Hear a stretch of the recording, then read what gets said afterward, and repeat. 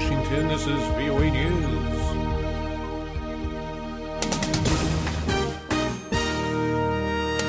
I'm Ray Kouguell reporting. A mass kidnapping of Christians by the Islamic State. Islamic State militants have kidnapped at least 90 Assyrian Christians during raids in northeastern Syria. The Britain-based Syrian Observatory for Human Rights says scores of local residents were abducted after clashes in the Khabur area of Hassakeh province on Monday. IS fighters have routinely targeted religious and ethnic minorities, using kidnappings and killings in their quest for territorial expansion across Syria and Iraq. A Russian newspaper published what it says is a strategy document calling for Russia to annex Crimea and parts of eastern Ukraine that was presented to the Kremlin in early February 2014, shortly before Ukraine's pro-Russian President Viktor Yanukovych was forced out of power.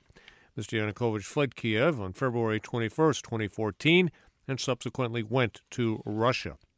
A meeting of the foreign ministers of Russia, Ukraine, Germany, and France ended Tuesday in disagreement over who is to blame for violations of the ceasefire in eastern Ukraine.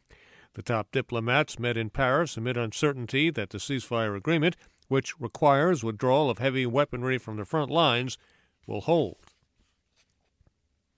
A suicide bombing killed at least 10 people in the Nigerian city of Kano. The bombing happened Tuesday at the Kano Line bus station. Earlier, at least 17 people died, and dozens more were wounded by an explosion aboard a bus in Potiskum.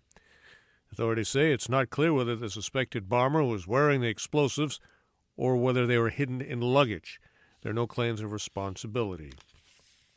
A gunman opened fire at a restaurant in the Czech Republic, ended up killing 8 before turning the gun on himself Tuesday.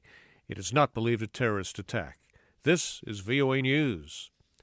The UN Refugee Agency reports thousands of people fleeing an upsurge of violence between Muslim ex-Seleka and Christian anti-Balaka militias in the Central African Republic.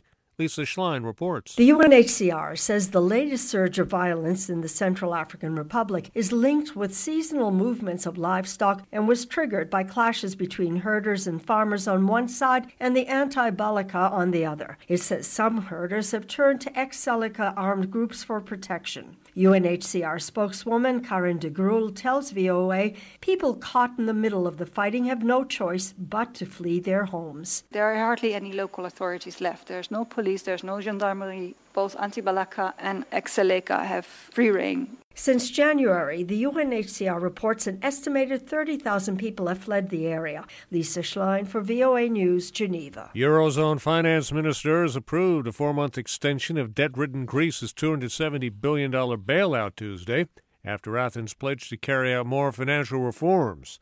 National parliaments in Europe's 19-nation euro currency bloc will still give their approval, with a key vote Friday in Germany. But with the finance chiefs giving their approval, Greece appears headed toward solving its immediate financial crisis, with its current bailout expiring Saturday. Joran Dijsselbloem heads the group of Eurozone finance ministers. It's going to take time to really get into the details and to design a new contract or agreement which will carry us on for 4 months. In its latest commitment to boost its economy and cut government spending, the Greek government promised tax and public spending reforms and a campaign against tax evasion. President Obama vetoed the controversial Keystone XL pipeline project. The White House sent notice of the veto to the Senate Tuesday. First proposed in 2008, the Keystone XL pipeline oil runs from Canada to the U.S. Gulf. Republicans in the oil industry have argued that the $8 billion infrastructure project is about jobs and boosting energy security. Democrats and their environmental allies have characterized it as a gift to the oil industry that would worsen global warming and subject parts of the U.S. to the risks of an oil spill. Countries of Southeast Europe have pledged to intensify cooperation in the fight against terrorism in the region, Europe, and the world. Meeting in Tirana, Albania Tuesday, foreign ministers of 13 countries making up the Southeast European cooperation process issued a 10-point statement condemning the phenomenon of foreign terrorist fighters and the terrorist cells in Europe and beyond. And ahead of the UN panel on climate change, Rajendra Pachauri has stepped down following allegations of sexual harassment. He is an Indian citizen. I'm Ray Kouguell in Washington. That's the latest world news from VOA.